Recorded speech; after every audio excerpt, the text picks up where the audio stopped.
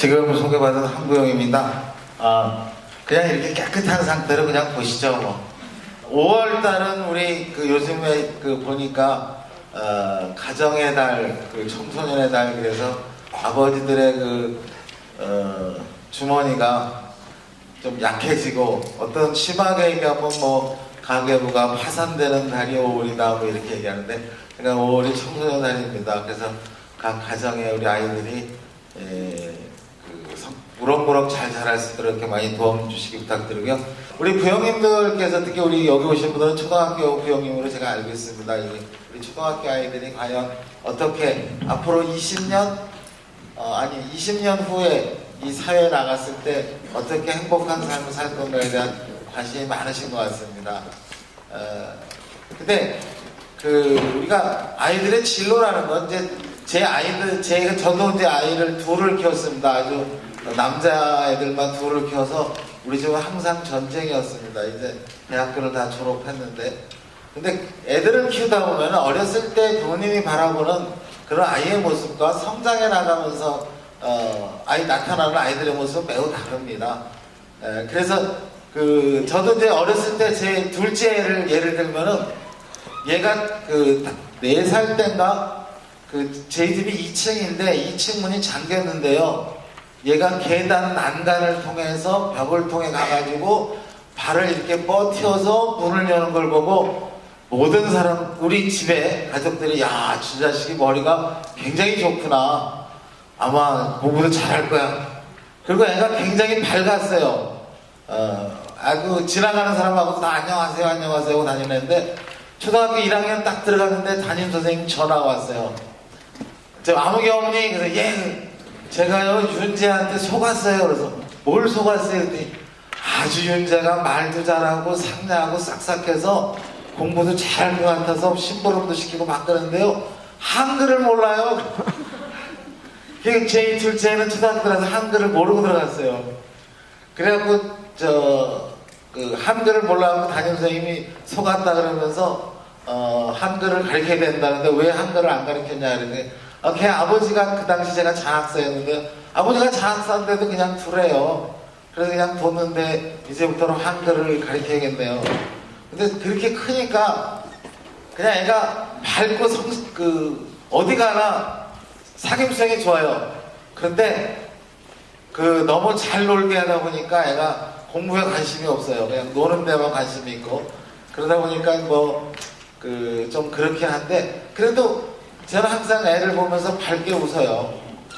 그리고 우리 큰애는 그렇게 자랐어요. 큰애도 학원이나 이런 데 잘 안 보냈어요. 그랬더니 얘가 고등학교 1학년 때 오더니 심각하게 아빠 나 대학 안 갈래. 그래서 왜? 그랬더니 우리 집 돈이 없잖아. 맨날 엄마 아빠 얘기하는 걸 보니까 저 혼자 보는데요, 우리 집 돈이 없으니까 대학 안 갈래. 그래서 야, 돈이 없어도 대학 안 가는 세상은 없어. 그래서 제가 이제 살짝 이렇게 뒷주머니 찾던 통장을 꺼내서 너 다 가져. 그래서 한 1,000만 원 됐어요. 너 다 가져. 네 마음대로 공부해. 그랬더니 그때서 이제 공부를 한다고 학원 다니고 뭐 이러더라고요. 근데 저는 학원도 잘 안 보냈는데 지가 필요로 한 거는 다녀라. 그 대신 한번 가서 네가 마음에 들지 않는다고 해서 안 간다 그러면 난 절대 학원을 안 보낸다. 그래서 우리 애들은 학원 가면 주기살기로 학원을 갑니다. 지가 원했기 때문에. 근데 하여간 첫째는 이렇게 해서 이제 대학을 갔는데 얘가 무슨 대학을 가냐면요, 철학과를 갔어요. 그래서 제가 야, 너 철학을 나와서 뭘 똑같습니다. 뭐 해고 먹고 살라고 철학과를 가냐 그랬더니 그냥 갈 거예요. 그래서 철학과를 나와서요, 이제 나와서 군대 갔다 오고 뭐 이렇게 해서 이제 그래도 취직을 했어요.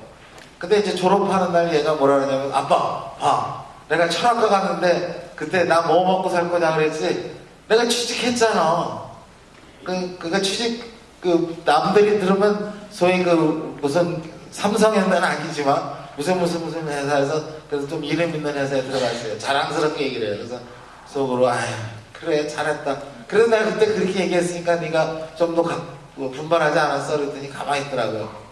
그러니까 첫째 둘째 키우면서 저는 그냥 애들을 그냥 뒀는데 사실 두었다 해서 방임한 건 아니에요. 그런데 그 어떤 기본적으로 생활 인성인 쪽에서는 제가 많이 했지만 공부하는 쪽에서는 별로 이렇게 강요를 안 했는데, 제가 왜 이런 말씀을 드리냐면 각종 언론 매체에 나오는 분들의 공통적으로 하는 얘기가 이런 얘기입니다.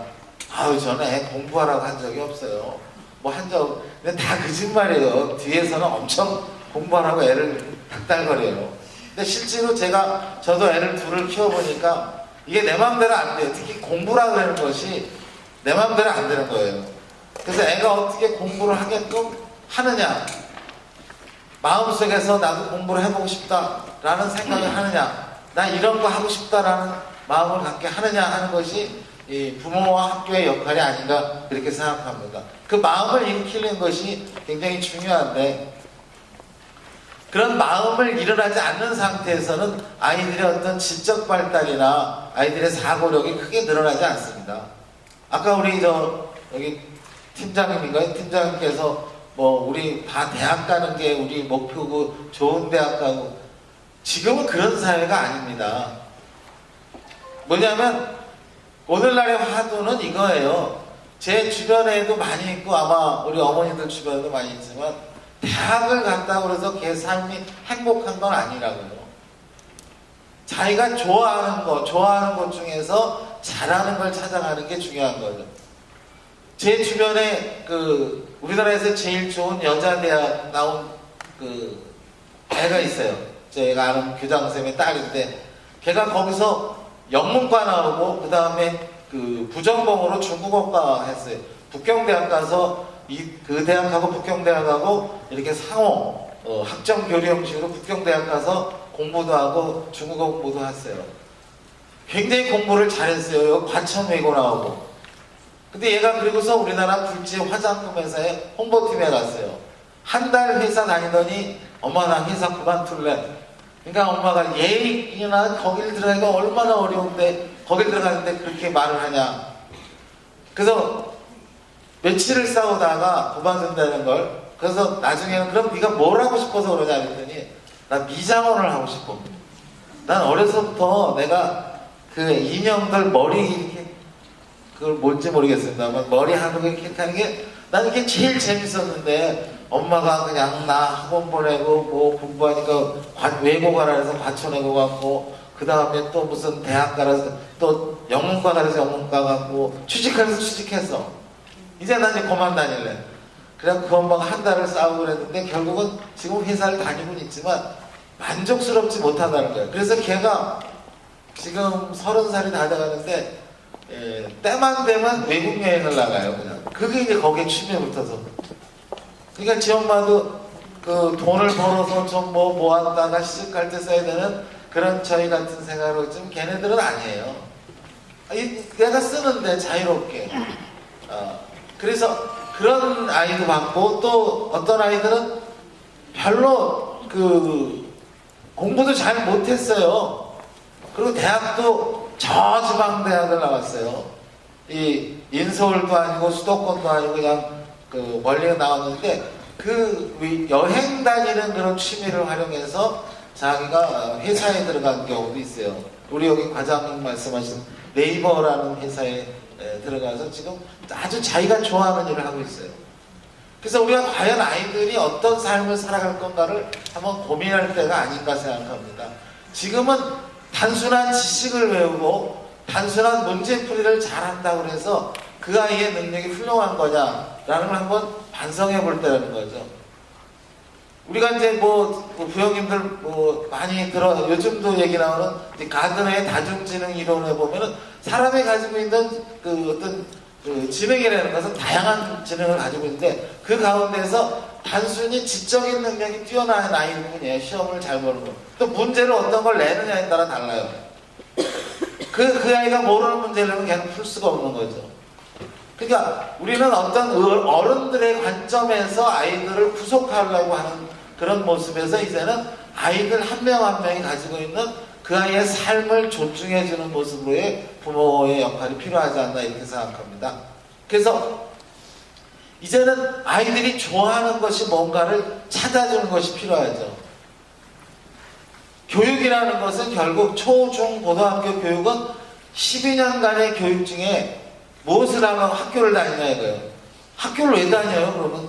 글쎄요, 뭐 공부 잘해갖고 좋은 대학 가고, 좋은 대학 가서 뭐 이렇게 그래서 학교를 다니는 게 아니고요. 학교를 통해 초중 유초중고 과정을 통해서 걔의 앞으로의 먼 미래에 행복한 삶을 살아갈 수 있도록 걔가 어떤 일을 하면 좋은 것을 찾아주는 탐색하는 기간이 유초중고입니다.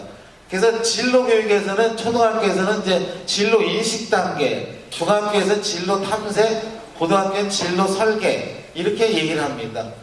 그래서 고등학교 과정에서는 이제 전문 과정이 들어가죠. 아마 부형님들도 들어봤지만 국민공통교육과정이라는 게 있습니다. 그래서 초등학교 10년간, 초등학교부터 고등학교 1학년 때까지를 국민공통교육 과정이라는데, 국민으로서 가져야 될 기본적인 것은 10년 정도의 교육이면 된다. 나머지는 아이가 좋아하는 선택적 교과목을 많이 배우도록 해야 된다. 해서 고등학교가 선택교육과정입니다. 중학교까지가 일반적인 이제 공통교육과정이고, 교육과정도 그렇게 편성되어 있듯이 아이들이 자라나면서 자신이 꿈을 펼쳐나갈 수 있는 다양한 탐색을 하는 기관이고, 그런 탐색을 할수록 학교나 부형님은 다양한 체험 공간, 다양한 생각할 수 있는 시간, 또 친구들과 함께 살아가는 모습, 이런 것들을 많이 경험할 수 있는 어떤 시간과 또 공간과 이런 게 필요하다는 거죠. 단순히 부모님들이 생각이 여기 있으면 나오네? 이건 아니네. 단순히 우리나라에서 지금 직업 세계를 보면요, 앞으로 몇 년 안에 약 48%의 직업이 없어진다고 되어 있습니다. 또 학생들의 희망과 학부모들의 희망하는 직업 보면 엄청나게 미스매칭이 되어 있어요. 부모님들이 원하는 건 다 사자가 들어가고 편안한 직업을 원해요. 그러나 실제로 대학을 졸업하는 30만 명 이상의 대학생들이 대학의 문을 나오고 있지만, 부모님들이 원하는 그런 공기업, 대기업, 전문 직종으로 가는 퍼센트는 2, 3%밖에 안 됩니다.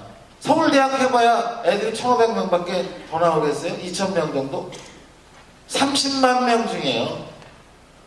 대기업이 뽑는 거 그렇게 많지 않습니다.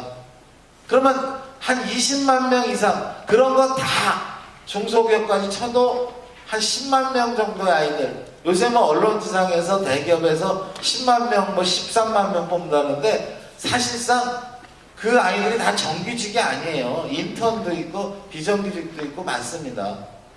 그럼 나머지 10만 명 이상을 뽑더라도 20만 명 이상의 아이들이 그냥 한없이 부모님들의 어떤 의도를 따라가기 위해서, 효도를 하기 위해서 그런 건 아니겠지만 엄청나게 모입니다.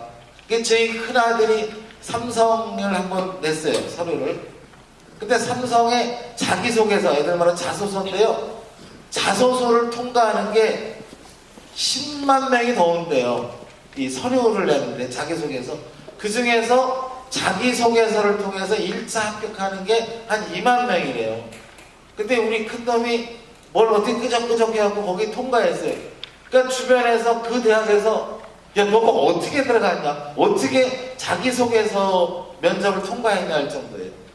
그럼 나머지 8만 명 애들은 면접, 인적성이나 면접도 해보기도 전에 서류에서 다 아웃된 거예요. 8만 명의 아이들.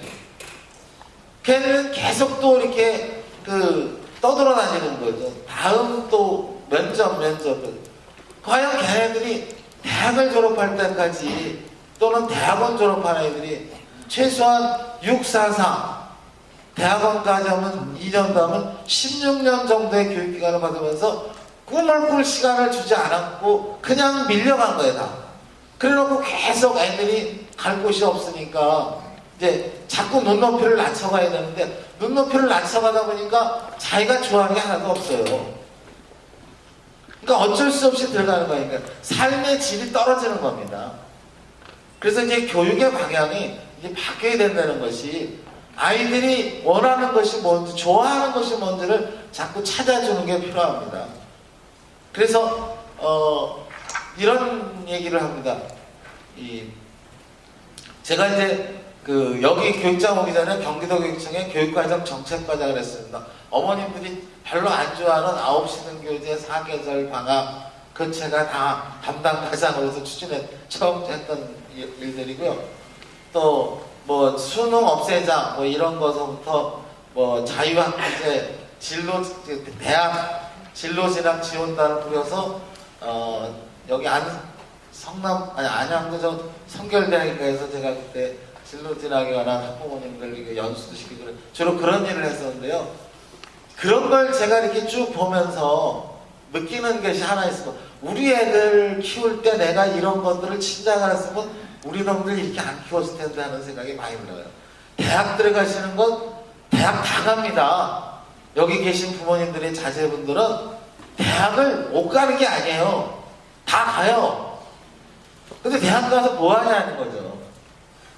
얼마 전에 부모님들도 알겠지만 인공지능 AI라 그러죠. 영어로 인공지능을 가지고 있는 컴퓨터하고 바둑을 잘 두는 우리나라 이세돌이라는 사람하고 이제 세계적인 바둑 대결을 했어요.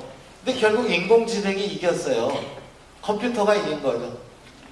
사람이 가장 창조적이고 창의적인 활동이라고 생각했던 바둑에조차 인공지능이 이겼다. 근데 인공지능은 결국 사람이 만든 거예요. 다만 계산 속도를 엄청 빠르게 하고 확률을 걔를 따지는 거예요. 이렇게 났을 때 내가 이길 확률을 일주일에 수십만 번의 걔 나름대로 프로그램을 돌려서 여기다 놨을 때 확률이 좋다 그러는데 사람의 뇌가 그렇게 수십만 번 회전할 수가 없습니다. 그러니까 인간이 기계를 이길 수는 없습니다. 근데 이세돌이라는 사람은 어렸을 때부터 그런 걸 좋아해서 바둑으로서 지금 성장해 가고 있는 거예요. 물론 특수한 케이스입니다. 다 그렇진 않습니다. 그러나 우리 아이들을 키우는 데 있어서 아이가 좋아하는 걸 찾아내는 게 어려운 것은 그 애가 가지고 있는 소질이나 적성이 금세 드러나지 않아요. 이세돌이나 또 뭐 축구 선수, 야구 선수 뭐 이런 것들. 우리 경기도 내에 야구를 하는 학교가요. 제가 알기로 40몇 개 학교가 있는데요. 그분들의 고등학교에서 야구를 하는데 야구 코치 감독이 얼마 든지 아세요? 1억 원을 더 받는 코치 감독이 있어요. 아니 무슨 코치 감독이 1억 원을 더 받냐. 그래서 걔네들이 고등학교에서 대학이나 일반 팀 갈 때 많은 돈을 받을 수 있는 기회가 있기 때문에 코치 감독이 그렇게 받는다. 저도 깜짝 놀랐어요. 초등학교 코치도 그런 게 있대. 그래서 내가 뭔 세상에 이러냐. 근데 경기도 중에서는 5천만 원 이상 받으면 안 된다. 그래서 강제로 내리고 그것도 30년 이상 된 사람. 코치 감독은. 그러니까 그건 뭐냐? 왜 그렇게 높아냐면 학부모님들이 뒤에서 월 150만 원, 200만 원씩 돈을 내는 거예요. 뒷돈을. 그러니까 코치 감독이 기고만장해지는 거예요. 제가 말씀드리는 건 그런 선수를 키우기 위해서 학부모님들이 무한한 뒷돈을 대셔가면서 아이를 키워가는데 그 선수들이 다 프로 선수가 되느냐? 100명 가운데 10명도 안 됩니다. 나머지는 다 중간에 도태됩니다. 그럼에도 불구하고 야구나 축구를 할 때 부모님들의 욕심은 모두가 그런 훌륭한 프로 선수가 돼서 엄청난 돈을 버는 거로 생각합니다. 그렇지 않다는 거죠. 그 중에 90% 아이들은 다 그냥 삶의 질이 좀 떨어진, 또 어떻게 보면 또 다른 세계로 갈 수밖에 없는 겁니다. 그러니까 저희들 우스갯소리는 몰빵을 하면 안 됩니다. 교육은. 제가 이제 몇 가지 이렇게 얘기하는 것의 핵심은 이겁니다. 부모님들의 욕심으로 아이를 바라보지 말고 아이의 눈에서, 아이의 입장에서 그 아이가 잘 해나갈 수 있는 모습을 우리가 찾아보자 하는 겁니다. 그래서 그 아이가 그러면 이럽니다. 현실은 대학이라는 게 있지 않습니까? 또 사회는 경쟁시대입니다. 어차피 누군가는 올라가야 되고 누군가는 떨어져야 하는 경쟁시대예요. 그 경쟁시대에 우리 아이가 맞게끔 어렸을 때부터 경쟁을 시켜야 되지 않습니까? 라는 이론을 얘기하는 것도 많이 있습니다. 경쟁을 하지 말라는 게 아니죠. 경쟁의 질을 높이자는 거죠. 즉 어렸을 때부터 자유로운 생각과 토의, 토론, 학습이랑 아이들과의 사교관계에서 내 의견과 제 의견이 달랐을 때 어떻게 조정해 나가는지, 갈등이 있었을 때 그 갈등을 어떻게 해소해 나가는지, 어떤 문제가 생겼을 때 그 문제를 어떻게 풀어나갈 수 있는지. 그러니까 우리가 단순한 지식으로 어떤 바로 도입하는 그런 1차원적인 문제 해결이 아니라 다양한 자신의 지식과 상대방의 의견을 듣고 그것을 고민하면서 한 차원 높은 상태에서의 문제 해결력을 키워나가는 그런 능력을 어렸을 때부터 키워가면 결국 경쟁을 할 때도 남보다 훨씬 유리하게 경쟁을 할 수 있다는 거죠. 그래서 학부모님들이 이제 너무 학교 어렸을 때부터 아이들을 이렇게 뭐 제가 좀 이런 말하면 좀 하지만 너무 학부모의 관점에 가두지 말았으면 하는 거예요. 그래서 제가 아까 서두에서 말씀드렸듯이 공부라는 것은 이제 이런 게 있습니다. 근접 발달 영역 이론에 보면은 아이들이 타고난 어떤 능력은 이미 신께서 정해져 줬다 그래요. 그냥 그 얘기가. 근데 그거는 데이터상으로 나온 건데 이 근접 발달 영역 이론에 보면은 아이가 가지고 있는 능력은 다 차별적입니다. 다 똑같지 않습니다. 뭐 출발 선생에 있는 아이가 다 똑같지 않습니다. 그런데 그 아이가 가지고 있는 능력을 발달시키는 그 10%나 15%가 교육이나 학부모의 힘으로 되는 거지 100%를 그 능력을 개발한다. 그런 거 없습니다. 그래서 우리가 교육을 바라볼 때 어떤 눈으로 바라볼 거냐 하는 것을 한번 생각해 볼 필요가 있다는 거죠. 이제 두 번째 말씀드릴 거는 이제 대학 하십니다. 그래서 그 부분을 제가 이제 말씀을 좀 드리겠습니다. 지금의 대학을 들어가는 방법은 수시 입학 전형과 정시 입학 전형이 있는데 경기도는 제가 이제 담당 업무도 했었는데 대학에 관한 담당자인데 고등학교 애들 거의 7대3으로 정시로 많이 갑니다. 아니 수시로 많이 갑니다. 수시 입학 전형. 그리고 30%가 정시 입학 전형이었습니다. 근데 얼마 전 보면은 내년도 대학 입학 전형 보면 수시 입학 전형이 약 73%로 대학에 들어있고 정시를 27%였답니다. 그러니까 정시라고 하는 건 수능 점수로 대학을 가겠다는 거고 수시라고 하는 것은 두 가지 방법이 있습니다. 하나는 교과 전형으로 하는 게 있고 또 하나는 학생부 종합 전형이라는 게 있습니다. 그러니까 학생부 종합 전형이라는 것은 교과 성적과 비교과 성적을 합한 겁니다. 그러니까 비교과 성적은 뭐냐면 뭐 봉사활동, 동아리활동 그 외에 그 아이가 학업을 수행하면서 어떤 다양한 활동을 했느냐 하는 것이 비교과 활동이고 교과 활동은 뭐 아시는 것처럼 국어, 영어, 수학, 사회과학, 음악, 미술, 체육 이것이 이제 교과 활동입니다. 근데 지금 대학에서 요구하는 것은 수능이 우수한 아이를 뽑는 게 아니고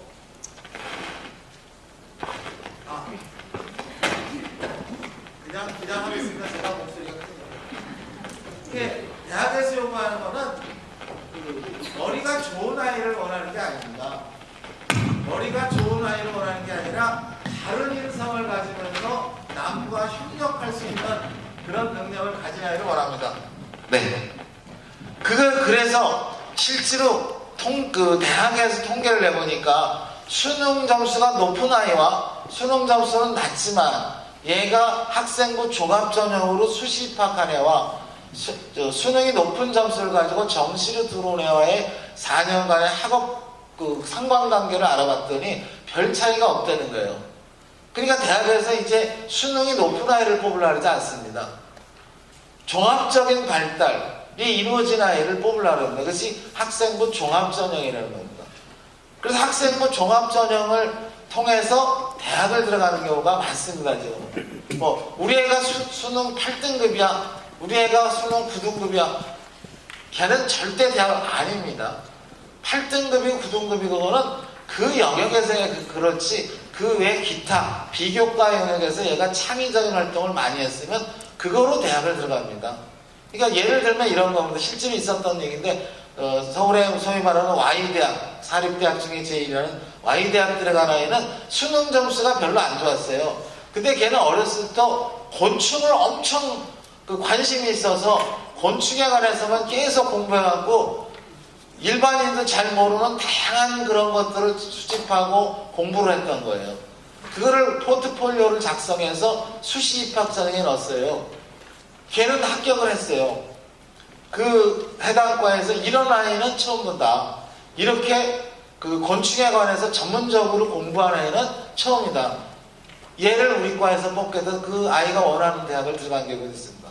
그리고 얼마 전에 이제 그 서울의 유명한 그 사설학원에서 뭐 서울대학을 들어가려면 열 몇 개의 동아리를 열 몇 개의 표창을 받아야 되고 동아리를 몇 개를 해야 되고 책을 뭐 30몇 권을 읽어야 되고 이런 식의 그 뉴스거리를 난 적이 있습니다.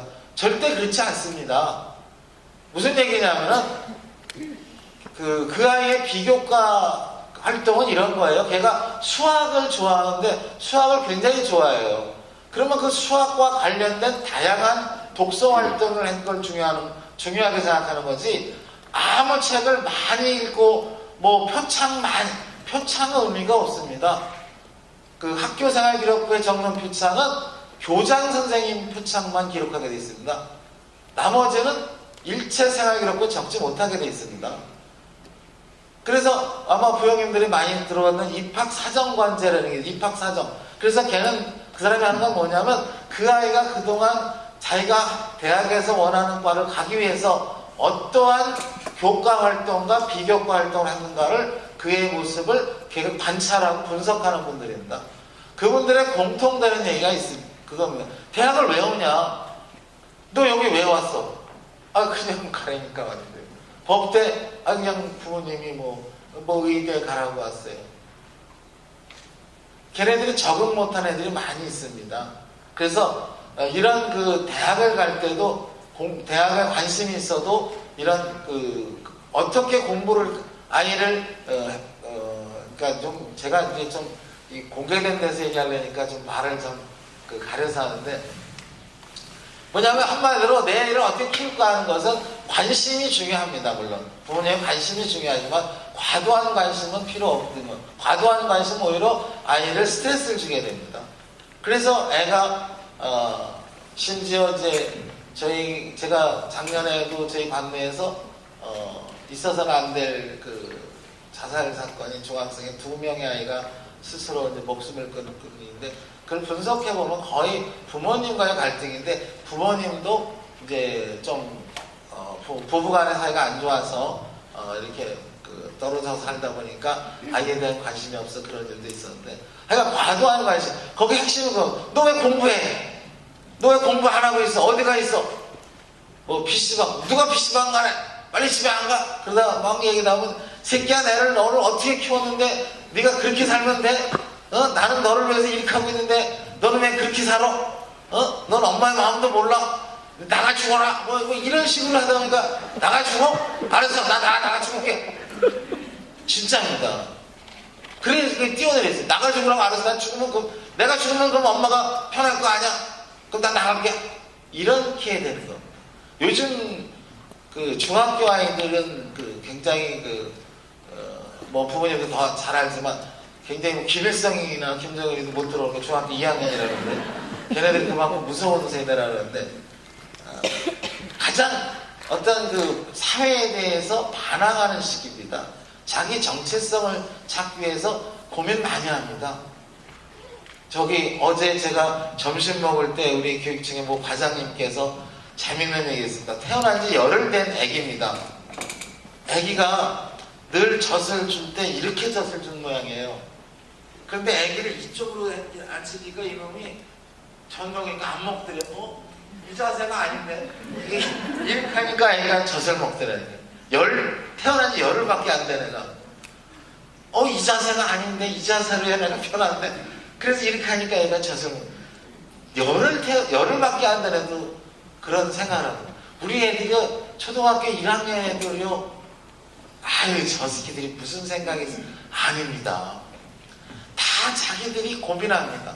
부모님들이 고민하는 이상 고민합니다. 우리 큰애 보니까 아주 그냥 뭐 지가 먹고 제가 너는 난 대학만 졸업하고 난 끝이야. 난 돈도 없고 그러니까 그 다음부터 네가 먹고 살아야 돼. 그러니까 얘가 4학년 때 아주 집에 나와요. 그래서 어디 있냐 그러면 바깥에 있어요. 여기 있어요. 그러다 이제 딱 되니까 요새 얼굴이 환하게 핍니다. 대학생서부터 초등학교 1학년 유치원 애들 다 자기들만의 고민과 자기들만의 눈으로 세상을 바라보고 있습니다. 그걸 우리가 여태 무시한 겁니다. 그래서 저희들도 교사들한테 그렇게 얘기를 합니다. 학생들은 지도되어야 할 대상이 아니고 존중받아야 할 대상이 있다. 그 아이들이 가지고 있는 생각을 존중하고 그 아이의 눈에 맞춰서 교육이 이루어져야지. 선생님의 눈에서 선생님이 아이를 바라보고 아이를 지도되어야 될 대상으로 낮게 보니까 아이들이 누가 선생님을 존경하냐. 그래서 저희들이 계속 그런 얘기를 하고 있습니다만 아이들 다 생각이 있습니다. 아이들의 꿈이 있습니다. 그런 꿈을 키워줄 수 있도록 요즘 말하는 뭐 퍼실리테이터라는 게 그런 거 아닙니까? 옆에서 비료 주고 양분 주고 잘 자거라 그래서 나무가 잘 자랄 수 있게 하고 또 나무가 이제 좀 마른 건 좀 띄워줘야 되잖아요. 아이가 딴 데 가려면 야야 걸로 가면 안 돼. 그것도 주먹으로 개씩 걸로 가면 안 돼. 이런 게 아니라 대화를 통해서 야 그러면 얘기를 해보세요. 말 안 합니다. 저도 아들 둘인데요. 하루에 딱 밥 먹었냐? 예. 시쳤냐? 예. 자냐? 예. 아빠 왜? 돈 줘요. 이 대화의 단어 수가 몇 개 안 됩니다. 예 아니면 돈. 그러면 지방에 문 꽉 닫고 승진하면 꽉 닫고 들어가면 개로 시키자 걸 그냥 그러다가도 아이씨 할 수 없지. 그 내가 낳았는데 뭐 어떻게 하겠어요. 그러니까 대화가 없습니다. 그 어떤 생활 습관은 어렸을 때부터 길러야 된다. 자꾸 얘기를 하십시오. 아이들하고 그 애가 관심 있는 부분도 같이 참여하고. 그래서 제가 수학여행은 없어져야 된다고 저는 생각하는 거예요. 과거 제가 60년대 국민학교 다닐 때는 부모님들이 진짜 먹고 살 게 없었어요. 먹고 사느라고 부모님들이 애 봐줄 시간이 없습니다. 그래서 저는 그래도 저 영등포에 살아서 그나마 도시라고 좀 먹고 사긴 않지만 시골에서는 그냥 논바닥에 굴러놓으면 지네끼리 그냥 흙도 주워 먹고 풀도 주워 먹고 또 지네끼리 먹을 거 나눠서 그렇게 컸어요 다. 그런 애들이 오히려 인성이 더 좋았어요 옛날에. 자기들끼리 형제끼리 그렇게 다 커왔어요. 근데 지금은 한 명밖에 안 크잖아요. 또는 만에 둘. 그러다 보니까 어머니의 과도한 욕심이 아이의 꿈을 짓밟고 있지는 않는가 이런 생각을 합니다.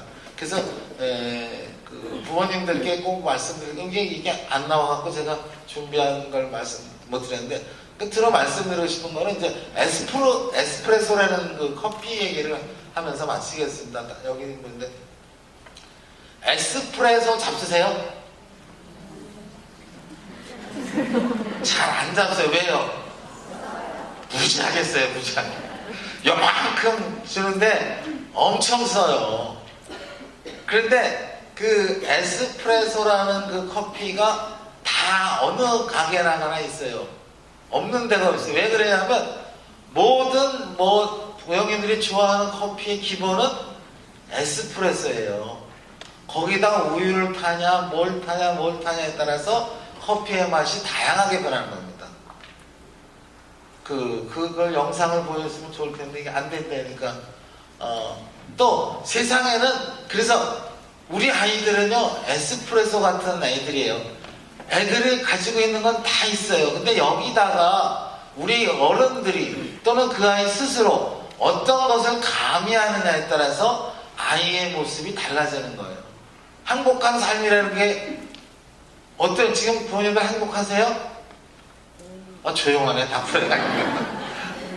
아니 저는 여기 안양교육청에서 근무하면서 제가 혼자 여기 관사에서 생활하는데 잠이 안 올 때 맨날 그런 생각을 어제는 이장이의 음악을 좀 듣다 자고 그러는데 이장이 가수 모릅니까? 그런데 이제 가끔 음악에 선정 광고 이런 게 있습니다. 좋다 너무 좋다 너무 좋다 하는 게 있습니다. 그래서 잘 때 혼자 맨날 좋다 야 잠이나 자자 얼른 자자. 그게 뭐냐면 마음을 긍정적으로 가지면 몸도 편해지고 잠을 금세 잘 수 있어요. 그래서 기와집을 뭐 9,999, 9,988, 양 2만 5천만 이렇게 한 것보다요, 좋은 생각을 가지면 몸도 편해지기 때문에 잠도 금세 온다. 이건 제 얘기가 아니라 어떤 분의 얘기입니다. 그래서 그 후에 제가 여기서 할 때마다 잠이 쫙 안 올 때는 좋다 랄랄랄랄라 이렇게 하다가 어느새 이렇게 잠을 자 그렇습니다.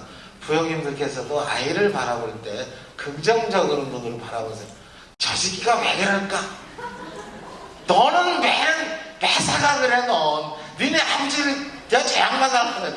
애가 저래. 이런 어떤 애에 대한 부정적을 주면요, 애가 다 압니다. 우리 큰 놈이 아까 얘기했지. 아빠 나 대학 갈 때 그랬지. 철학과 나와서 뭐 해 먹고 사냐고. 내가 철학과 나와서도 내가 봐. 연봉 연봉 3,800인가 나왔잖아. 내가 연봉 한 3,800 받는 회사들 났잖아. 그래 잘했어. 다른 회사 가지만 그거 꼭 오래 다녀. 그래도 뭐 아빠 삼성화재를 가고 아니 그냥 지금 그거라도 잘 다녀. 다른 데 가지 말고. 그러는 거야. 내가 그래서 취직했잖아. 근데 걔가 취직하는 과정에서 제가 눈여겨볼 게 있었는 게 뭐냐면요, 걔가 대학 다닐 때 이런 걸 했어요. 창업대회를 나갔었어요. 그래서 3명이서 어떤 그 자기 나름대로 아이템을 갖고 회사 경영에 대한 것을 그 일주일간인가 먼저 그거에 대한 기본교육을 배우고, 그 다음에 자기들 3명이서 아이템을 해갖고 그 1등을 해갖고 중소기업 청장상을 받은 적이 있어요. 3명이서. 근데 그 내용이 뭔지도 몰라요. 그리고 또 하나는 얘가 먹고 살려니까요, 무슨 의료기기 외판원도 했어요. 가서. 근데 그걸 하면서 아빠 뭐 회사에 들어가게 하고 설명을 하지, 다 잡상인 취급해서 안 되더라. 그럼 누가 너를 어서 오십시오 하는 사연 하나도 없다. 그러니까 어떻게 하면 그 문을 들어갈 수 있게끔 네가 아이디어를 구해내야지. 그래서 그걸 뚫고 들어가야지. 걔가 2달을 했는데 하나도 못 팔았어. 그 지도만 잔뜩 날리고. 이제 걔가 그런 활동을 많이 했어요. 그리고 봉사활동하면서도 그런 뭔가 이렇게 남하고 부딪히는 영업 쪽의 활동을 많이 했는데, 그거를 그 회사 임원이 굉장히 좋게 봤다 그래요. 대학교 생활하면서 저렇게 적극적이고 진취적인 그런 생활을 많이 했구나. 그러면서 끝으로 철학을 공부하고 있다는데, 철학과 우리 회사에 들어왔을 때 어떻게 그것을 연관지어서 우리 회사 생활을 할 건지 네가 얘기해봐라 했더니, 뭐 지 생각에 뭐 니체의 어떤 일이 일어나는데 이런 것이 뭐 우리 회사 생활하면서 뭐 이렇게 해서 이런 자세로 뭐 근무하겠습니다 했더니 합격했다 그러는데, 하여간 그런 겁니다. 그냥 두면서 저는 그냥 내버려 뒀댔어요. 그러니까 지가 찾아다니려고 많은 애를 썼던 것이, 비록 학교는 뭐 거기 합격한 애들이 소위 서울의 명문대학 애들이래요, 대부분이. 뭐 근데 얘는 비록 서울에 있는 대학도 아닌 약간 떨어진 대학에서 가졌으면도 합격을 했는데, 그 요소가 그런 게 아닌가 이런 걸 보면서 제가 제 아이를 키웠던 삶의 모습이 정답은 아닙니다. 다양성이라는 게 있습니다. 아이들은 다양한 꿈을 키워줄 때 우리 부모님들이 그 어떤 그 소식의 역할을 해서 아이가 자기 꿈을 잘 키워나갈 수 있도록 해주는 것이 미래 10년, 지금 조급하게 생각하지 마십시오. 얘네들이 살아갈 때는 20년 후의 세계입니다. 지금 초등학생들이 20년 후의 세상이 어떻게 바뀌는데, 지금의 대학 들어가는 거에 맞춰서 대학 진학하는, 대학 그거 다 들어간다 대학. 그러니까 너무 이렇게 미시적인 관점에서 세상을 보고 아이를 보지 마시고, 이거 좀 거시적으로 얘네들이 살아갈 세상은 20년 후의 세상입니다. 20년의 세상에 어떻게 변했을지도 모르는 세상을 가지고, 지금의 대학, 서울대학을 가려면 뭐 서울대학 소용없습니다. 서울대학 나오면 애들은 회사도 적응을 못합니다. 걔들은 다 자유형으로 가지. 그러니까 관점을 바꾸시고 지금부터 아이를 바라볼 때 긍정적이고, 참 우리 애가 자랑스럽다. 또 너의 행동이 너 왜 그랬어 그러지 마시고, 그리고 네가 한 행동에 대해서 네가 한번 설명해봐라. 이 자기 얘기를 자꾸 들어주면 아이가 갈등이 없습니다. 건강하게 성장할 수 있습니다. 따뜻하게 성장할 수 있는데, 부모님의 어떤 질책과 부정적인 모습, 또 부모님 간의 어떤 그 갈등 이런 것들이 아이의 성장에 엄청난 그 악영향을 끼치는 요소가 될 수 있습니다. 그러니까 제가 이제 시간이 짧다 보니까 막 이야기를 건너뛰어서 했는데 핵심은 이겁니다. 아이를 내 아이라고 생각하고 내가 너를 자식을 키우고 만들고 했는데 아이가 내 어떤 소유가 아닙니다. 이왕 세상에 나왔을 때는 하나의 걔도 존중받아야 할 개체로서 성장해가는 겁니다. 그 아이를 내 소유물이라고 생각할 때 그 아이의 삶은 불행해지는 겁니다. 그 아이를 존중해주고 지원해주고 그 아이가 바르게 성장해서 행복한 삶을 살 수 있도록 잘 도와주시는 게 부모님의 역할이 아닐까 이렇게 생각합니다. 말이 중구난방이 됐습니다. 이상 마치겠습니다. 감사합니다. 질문 있으세요? 그래도 한 명은 아무리 하지 말라 그랬더라도 사전에 질문 받은 거 보니까 뭐 4가지가 있는데 뭐 하브루타 교육 아시죠? 이스라엘에서는 하브루타 교육이라는 것인데 우리나라로 말씀 쉽게 말하면 토의 토론 학습입니다. 어떤 문제에 대해서 쉴 새 없이 질문과 답변을 반복하면서 새로운 대안을 찾아가는 하브루타 교육인데요. 우리나라에서도 토의 토론 학습이라고 학교에서 많이 하고 있고요. 뭐 영재학급 개설에 관해서는 영재학급은 지금 수익자 부담이기 때문에 학부모님들이 어떤 그 돈을 내서 영재학급 신청을 도교육청이나 해서 영재학급 심사위원회를 거치면 그건 다 할 수 있는 부분이 있고요. 또 하나는 중학교 입학정원 우리 학교가 혁신학교인데 혁신학교는 25명을 1학급 편성하게 되는데 왜 뭐 30명까지 편성하냐 하는데 그것은 가능하면 1학급 25명이고 학교 실정에 따라서 그래서 1학급 편성을 할 수가 있고요. 저희가 중학교는 과천과 안양은 약간 그 중학교에서 1학급 편성 인원을 좀 달리 적용하고 있는데 앞으로 저희들이 보면은 안양도 지금 거의 고등학교가 한 1200명 정도가 줄었고요. 중학교도 거의 2000명 올라가는 애들이요. 2000명 정도 애들이 줄고 있어요. 그래서 학급당 인원은 점점 줄 수밖에 없고 현재 출산율이 뭐 1.4도 안 돼요. 우리나라가. 그러다 보니까 출산율이 낮다 보니까 아이들 그 초등학교 학생들도 지금 뭐 급당 20명, 21명 이렇게 내려갈 수밖에 없으니까 그런 급당 인원에 대한 것은 걱정하지 않아도 자연 감소될 것 같고요.